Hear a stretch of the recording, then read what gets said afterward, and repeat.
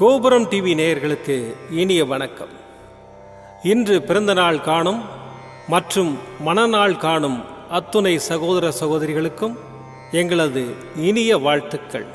பாபாவின் ஆசிகளோடு பல்லாண்டு காலம் நீங்கள் எல்லா வளங்களும் செல்வங்களும் பெற்று நலமுடன் வாழ வாழ்த்துகிறோம். பாபா அழைக்கிறார். அவரின் பொன்மொழிகளை கேட்பதற்காக, நம் பிரச்சனைகளை தீர்த்து வைக்கும் அற்புதமான கூட்டு பிரார்த்தனை செய்வதற்காக, மேலும் மனம் ஒருநிலைப்படவும் மனம் அமைதி பெறவும் அற்புதமான தியானம் செய்யவும் பாபா அழைக்கிறார். பாபா நம் கரங்களை பிடித்து அழைத்துச் சென்று அற்புதம் நிகழ்த்தவிருக்கிறார். வாருங்கள், பாபாவின் பொன்மொழிகளை தரிசனம் செய்வோம். அன்பு குழந்தையே, யாராவது உன்னை துன்புறுத்தி பார்க்க ஆசைப்பட்டால் அது என்னை துன்புறுத்தி பார்ப்பதற்கு சமமாகும். நான் உன்னுடன் இருக்கையில் நீ எதற்காகவும் கடுகளவு கூட கலங்காதே. எப்போதும் உனக்காக நான் இருக்கிறேன். பொறுமையாக இரு. என்னிடம் பரிபூர்ணமாக நம்பிக்கை வை.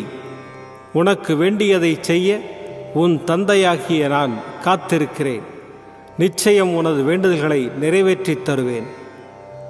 உனது கர்ம பலன்களின் ஆதிக்கத்தினால் நீ எண்ணிய எண்ணங்கள் நெடுங்காலமாக நிறைவேறாமல் தள்ளிப்போய்க் கொண்டிருக்கிறது என்று புலம்பிக் கொண்டிருக்கிறாய் அல்லவா? இந்த கடுமையான சூழ்நிலை உன்னை துன்பப்படுத்துவதற்காக இல்லை, உன்னை தயார் செய்வதற்காக. பொறுத்திரு, காத்திரு. அனைத்தும் நடக்கப் போகிறது. துன்பங்கள் உன்னை விட்டு அகலப் போகிறது. நிச்சயம் ஒரு நாள் உன்னை உயர்ந்த நிலைக்கு கொண்டு வருவேன். நீ எவ்வளவு தூரம் சென்று இருந்தாலும் உன்னை இழுத்து கொண்டு வந்து என் உள்ளங்கைகளில் பொக்கிஷம் போல் உன்னை பாதுகாப்பேன். துயரங்களை தருகின்ற நான் அதிலிருந்து எப்படி வெளியே வருவது என்ற போதனையையும் உனக்கு வழங்குவேன். கவலைப்படாதே, உன் அப்பா சாய் இருக்கிறேன். ஓம் சாய்ராம். பாபாவின் அற்புதமான பொன்மொழிகளை தரிசனம் செய்தோம். அடுத்த நிகழ்வு கூட்டு பிரார்த்தனை. நம் மனநலன் சார்ந்த பிரச்சனைகளுக்காகவும் உடல் நலன் சார்ந்த பிரச்சனைகளுக்காகவும் மற்றும் நம் அனைத்து விதமான பிரச்சனைகளுக்காகவும் சாய்நாதரிடம் கூட்டு பிரார்த்தனை செய்வோம். வாருங்கள், இந்த அற்புதமான கூட்டு பிரார்த்தனையை செய்வோம். பிரார்த்தனாஷ்டகம். 8 பிரார்த்தனைகள். சாந்தமான மனம் கொண்ட சாயிநாதரே, அறிவின் சிகரமே, அன்புள்ளம் கொண்டவரே, கருணை கடலே, உண்மையின் இருப்பிடமே, மாயை என்னும் இருளை அகற்றுபவரே, ஜாதி மத பேதங்களுக்கு அப்பாற்பட்டவரே, எங்களின் புரிந்து கொள்ளும் திறமைக்கு அப்பாற்பட்டவரே, அன்பின் இருப்பிடமே, ஷீரடி வாழ் இறைவனே, என்னை காப்பாற்றும், என்னை காப்பாற்றும். ஞான சூரியனே, ஞானத்தை வழங்குபவரே, பக்தர்களின் மனங்களில் உலவிடும் பரமஹம்சரே, அனைத்து நன்மைகளுக்கும் காரணமானவரே, தங்களை சரணடைந்தவரை காப்பவரே, படைக்கும் தொழில் புரியும் பிரம்மாவும் காக்கும் கடவுளான விஷ்ணுவும் நீங்களே. 3 உலகங்களையும் யுகங்கள் முடிவில் தன்னுள் ஐக்கியமாக்கிக் கொள்ளும் ருத்திரனும் தாங்களே. நீங்கள் இல்லாத இடம் இந்த பூமியில் ஏது? எல்லாம் அறிந்த இறைவன் நீங்கள். எங்கள் எல்லோரின் இதயங்களிலும் வசிப்பவரும் நீங்களே. எனது எல்லா குற்றங்களையும் மன்னிக்க வேண்டும் என்று வேண்டி கேட்டுக்கொள்கின்றேன். அலை அலையாய் தொடர்ந்து வரும் சந்தேகங்களையும் மனமயக்கங்களையும் போக்குவீராக. நீங்கள் கோமாதா, நான் பிறந்த இளங்கன்று. நீங்கள் சந்திரன், நான் சந்திரகாந்த கல். தங்கள் பாதங்கள் கங்கை நதி. பணிவுடன் இந்த தாசன் உங்கள் பாதங்களில் தலை வணங்குகிறேன். உங்கள் கைகளை என் தலைமீது வைத்து ஆசை கூறுங்கள். என் கவலைகளும் துன்பங்களும் பறந்தோடட்டும். இந்த கணு தங்களின் தாசன். இந்த 8 துதிகளையும் கூறி நான் உங்களை சாஷ்டாங்கமாக நமஸ்கரிக்கின்றேன். எனது பாவங்கள், துன்பங்கள் மற்றும் ஏழ்மை நிலை இவை யாவும் உடனடியாக விலகி ஓடட்டும். ஓம் சாய்ராம். ஓம் சாய்ராம். ஓம் சாய்ராம். அற்புதமாக கூட்டு பிரார்த்தனை செய்தோம். பாபா நம்முடைய கோரிக்கையை ஏற்று நிச்சயமாக நமக்கு அற்புதங்களை செய்வார் என்பது சத்தியம். இனி கண்களை மூடி பாபாவை மனதில் நிறுத்தி பாபாவின் அற்புதமான சக்தி வாய்ந்த மந்திரத்தை அனுபவிப்போம். தசரத புத்ராய வித்மஹே சீதா வல்லபாய தீமஹி தன்னோ ராம பிரச்சோதயாத். தசரத புத்ராய வித்மஹே சீதா வல்லபாய தீமஹி தன்னோ ராம பிரச்சோதயாத். தசரத புத்ராய வித்மஹே சீதா வல்லபாய தீமஹி தன்னோ ராம பிரச்சோதயாத். தசரத புத்ராய வித்மஹே சீதா வல்லபாய தீமஹி தன்னோ ராம பிரச்சோதயாத். தசரத புத்ராய வித்மஹே சீதா வல்லபாய தீமஹி தன்னோ ராம பிரச்சோதயாத். தசரத புத்ராய வித்மஹே சீதா வல்லபாய தீமஹி தன்னோ ராம பிரச்சோதயாத். தசரத புத்ராய வித்மஹே சீதா வல்லபாய தீமஹி தன்னோ ராம பிரச்சோதயாத். தசரத புத்ராய வித்மஹே சீதா வல்லபாய தீமஹி தன்னோ ராம பிரச்சோதயாத். தசரத புத்ராய வித்மஹே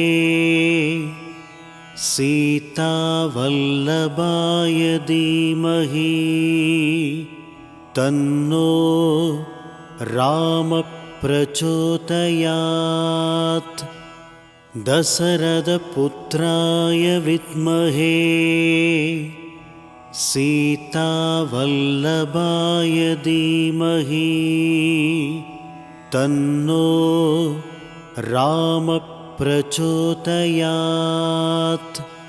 தசரத புத்ராய வித்மஹே சீதா வல்லபாய தீமஹி தன்னோ ராம பிரச்சோதயாத். தசரத புத்ராய வித்மஹே சீதா வல்லபாய தீமஹி தன்னோ ராம பிரச்சோதயாத். தசரத புத்ராய வித்மஹே சீதா வல்லபாய தீமஹி தன்னோ ராம பிரச்சோதயாத். தசரத புத்ராய வித்மஹே சீதா வல்லபாய தீமஹி தன்னோ ராம பிரச்சோதயாத். தசரத புத்ராய வித்மஹே சீதா வல்லபாய தீமஹி தன்னோ ராம பிரச்சோதயாத். தசரத புத்ராய வித்மஹே சீதா வல்லபாய தீமஹி तन्नो राम प्रचोदयात् दशरथपुत्राय विद्महे सीतावल्लभाय धीमहि तन्नो राम प्रचोदयात् दशरथपुत्राय विद्महे सीतावल्लभाय धीमहि तन्नो राम प्रचोदयात् दशरथपुत्राय विद्महे सीतावल्लभाय धीमहि तन्नो राम प्रचोदयात् दशरथपुत्राय विद्महे सीतावल्लभाय धीमहि तन्नो राम प्रचोदयात् दशरथपुत्राय विद्महे सीतावल्लभाय धीमहि तन्नो राम प्रचोदयात् दशरथपुत्राय विद्महे सीतावल्लभाय धीमहि तन्नो राम प्रचोदयात् दशरथपुत्राय विद्महे सीतावल्लभाय धीमहि तन्नो राम प्रचोदयात् दशरथपुत्राय विद्महे सीतावल्लभाय धीमहि तन्नो राम प्रचोदयात् दशरथपुत्राय विद्महे सीतावल्लभाय धीमहि तन्नो राम प्रचोदयात् दशरथपुत्राय विद्महे सीतावल्लभाय धीमहि तन्नो राम प्रचोदयात् दशरथपुत्राय विद्महे सीतावल्लभाय धीमहि तन्नो राम प्रचोदयात् दशरथपुत्राय विद्महे सीतावल्लभाय धीमहि तन्नो राम प्रचोदयात् दशरथपुत्राय विद्महे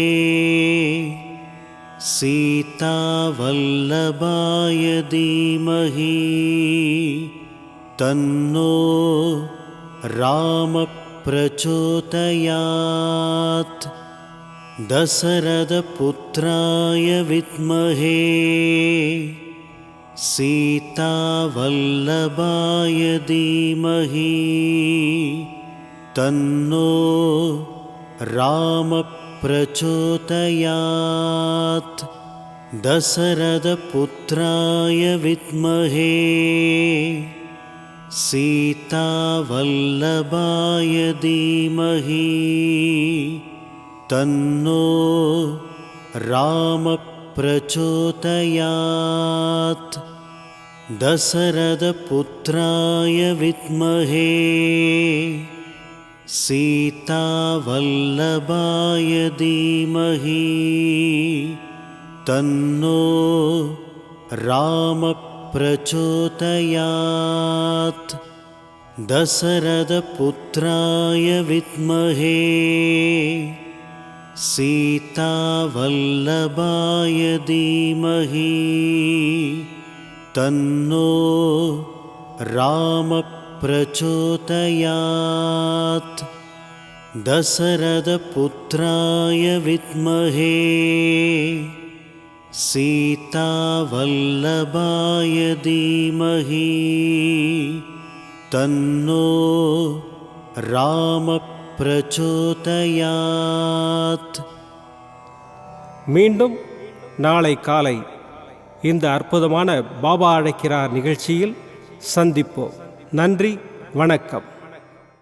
விதம் விதமான பக்தி நிகழ்ச்சிகளை உங்களுக்காக தந்து கொண்டிருக்கிறது உங்கள் கோபுரம் டிவி. உங்களுக்கு பிடித்த நிகழ்ச்சிகளை லைக் செய்யுங்கள், உங்களுக்கு பிடித்த மாணவர்களுக்கு ஷேர் செய்யுங்கள். மேலும் சப்ஸ்கிரைப் செய்வதோடு மட்டுமல்லாது அருகில் இருக்கும் பெல் பட்டனை கிளிக் செய்து கோபுரம் டிவி நிகழ்ச்சிகளை உடனுக்குடன் தெரிந்து கொள்ளுங்கள். மற்றும் ஒரு மகிழ்ச்சியான செய்தி, கோபுரம் டிவி ஆப்பை கூகுள் பிளே ஸ்டோரில் ஃப்ரீ டவுன்லோட் செய்து கோபுரம் டிவி நிகழ்ச்சிகளை தொடர்ந்து கண்டுகளியுங்கள். பாருங்கள், ரசியுங்கள், பரவசமடையுங்கள். gopuramtv.com. பக்தி பக்திமயம்.